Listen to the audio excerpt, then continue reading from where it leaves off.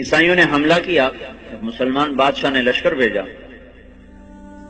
خبر آئی شکست ہو گئی، تو ملکہ نے کہا یہ خبر غلط ہے۔ بادشاہ نے غصے میں کہا کیسے غلط؟ خبر باہر سے آئی، تو اندر بیٹھ کے تو غلط کہہ، تو چپ ہو گئی۔ کچھ دنوں کے بعد خبر آئی کہ واقعی خبر غلط تھی، پتہ ہوئی۔ تو بادشاہ نے اپنی بیوی سے پوچھا تو نے یہ اتنے دعوے سے بات کیوں کہی تھی؟ اس نے کہا بات یہ ہے، جب یہ میرا محسوس ہوا کہ میرے پیٹ میں کوئی امانت ہے تو میرے منہ پہ ایک لقمہ بھی حرام کا نہیں آیا، میں نے کوئی مشتبہ کھانا نہیں کھایا۔ پھر جب یہ پیدا ہوا، یہ کون سنا رہی؟ کوئی کسی مولوی کی بیوی نہیں، بادشاہ کی بیوی کا سنا رہا۔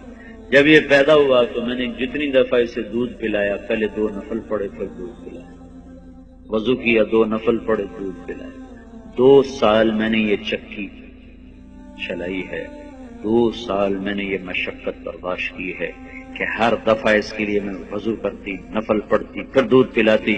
تو جو اتنا پاک دودھ پی کے پروان چڑھے وہ کافر کے آگے کیسے بھاگ سکتا؟ یہ خبر اگر آتی کہ شکست ہوگی اور میرا بیٹا شہید ہو گیا تو پھر اس کو میں مان جاتی، لیکن میں یہ نہیں مان سکتی کہ جس کو میں نے ایسا پاک دودھ پلایا ہو وہ موت کے ڈر سے بھاگ جائے۔ یہ کام آج کی ماں نہیں کر رہی ہے۔ اس کا سلیقہ سیکھنے کے لیے تبلیغ میں وقت دو کہ بچوں کو کی تربیت کرنی کیسے ہے اور گھر کی زندگی کو جنت کیسے بنانا ہے۔ اس لیے بھائیوں بہنوں، پچھلی پہ توبہ کرو، اگلی کے لیے تیاری کرو، اپنے گھروں کو مسجد کا ماحول دو، اپنی زندگی میں پردے کو داخل کرو۔ اللہ تعالیٰ نے پورے قرآن میں کسی عورت کا نام نہیں لیا، ایک عورت کا نام نہیں سوائے حضرت مریم علیہ السلام۔ حضرت مریم کا نام اللہ نے واضح اس لیے کیا کہ ان کے بیٹے کو لوگوں نے اللہ کا بیٹا بنایا، تو اللہ نے کہا میرا نہیں، ذالک عیسی ابن مریم، یہ مریم کا بیٹا ہے۔ جہاں عورت کا نام آیا اللہ نے اس کے خامد کے نام سے ذکر کیا، امرات عمران، امرات لوط، امرات نوح، امرات العزیز، کہیں بھی اللہ تعالیٰ نے اس کے نام سے ذکر نہیں کیا۔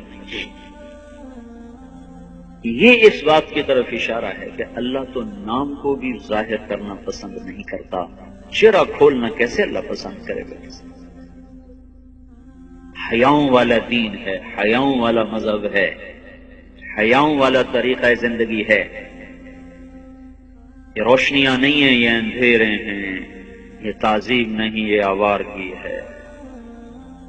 جہاں جوان لڑکا لڑکی ایک بینچ پہ بیٹھ کے تعلیم حاصل کر رہے ہوں اور اسے تہذیب کا نام دیا جائے، نہیں نہیں نہیں نہیں، یہ تہذیب نہیں ہے، یہ تہذیب نہیں ہے، یہ جہالت ہے، یہ جہالت ہے، یہ روشنیاں نہیں ہیں، یہ اندھیرے ہیں، اندھیرے ہیں۔ یہ روشنیاں لے جاؤ، لے جاؤ ہمیں وہی مٹی کے چراغ بھلے جہاں بیٹی کے سر پہ چادر ہوتی تھی، جہاں ماں کا مقام تھا۔ ہمیں یہ تعلیم نہیں چاہیے جو جوان بیٹا باپ کو آنکھوں سے گھور رہا ہو، ماں تھکی ہوئی ہو اور بیٹی اس کو چائے کا کپ پلانے پر آمادہ نہ ہو۔ یہ پڑھے لکھے ہمیں نہیں چاہیے، ہمیں جاہل ہی رہنے دو، ہمیں دقیانوسی رہنے دو۔ روشنیوں کے نام پہ اندھیرے آئے ہیں، تہذیب کے نام پر ہلاکت آئی ہے، ہم لٹ گئے۔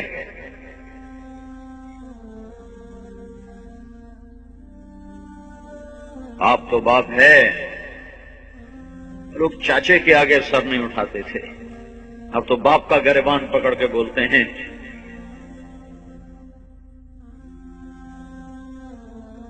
ایک دفعہ میرا چھوٹے بھائی نے میرے والد کے فرسٹ کزن ہے، تو وہ تھوڑا سا ایسا اونچا بولا تو کہنے لگا، میرے اس چاچا نے کہا طارق میاں اسی تبالی بچے والے ہو کہ تیرے پیو دیو کو کدی چوم ہی نہیں کی۔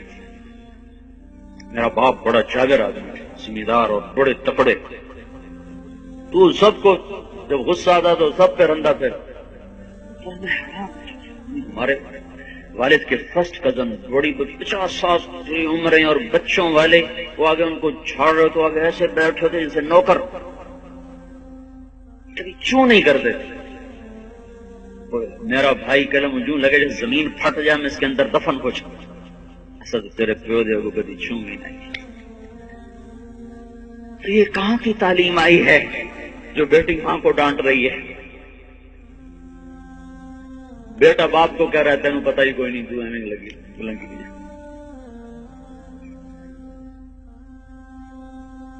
ہمیں اپنے محبوب کی زندگی چاہیے. انہوں نے کہا تیری ماں کے قدم، ہمیں اپنے محبوب کی زندگی چاہیے. انہوں نے کہا تیری ماں کے قدموں تلے تیری جنت ہے، تیرا باپ تیری جنت ہے، تیرا باپ جنت کا دروازہ ہے. آپ نے کہا جس نے صبح ماں باپ کی زیارت کر لی، صرف کوئی کام نہیں کیا، صرف دیکھ لیا، دیکھنے پر شام تک جنت کے 2 دروازے اس کے لیے کھل گئے. اویس کرنی کو اپنے پاس آنے نہیں دیا، نہیں ماں کی خدمت کر.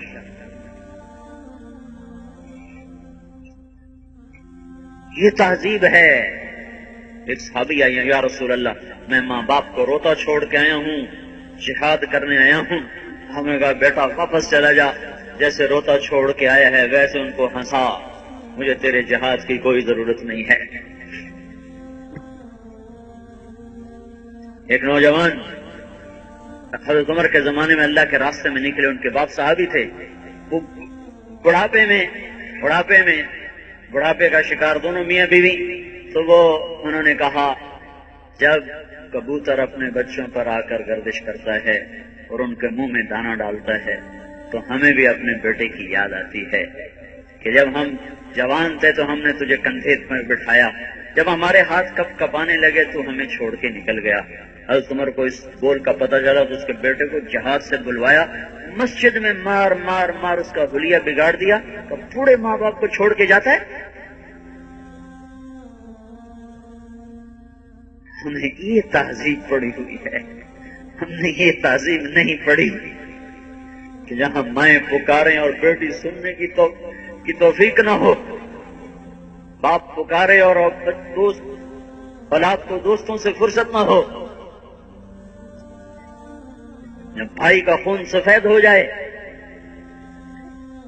پائی کے حساب ہو رہے ہوں،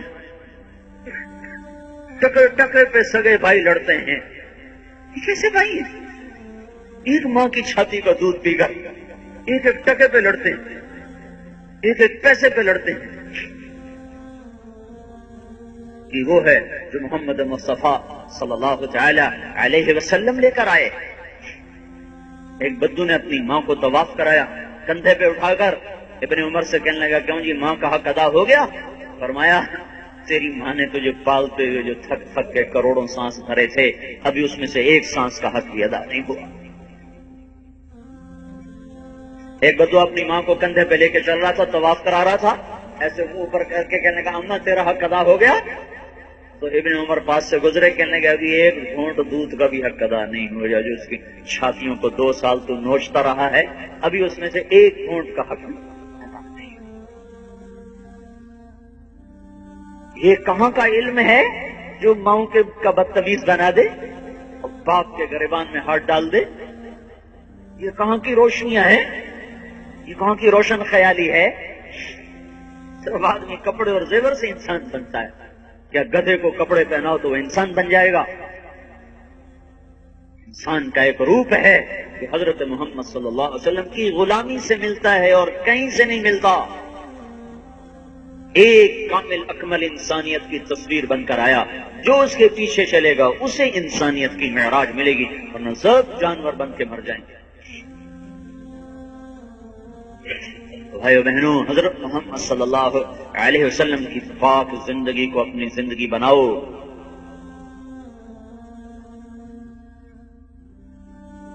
ایسے بہنوں کا حق کھا جاتے ہیں، بھائی بہنوں کا حق ہڑپ کر جاتے ہیں.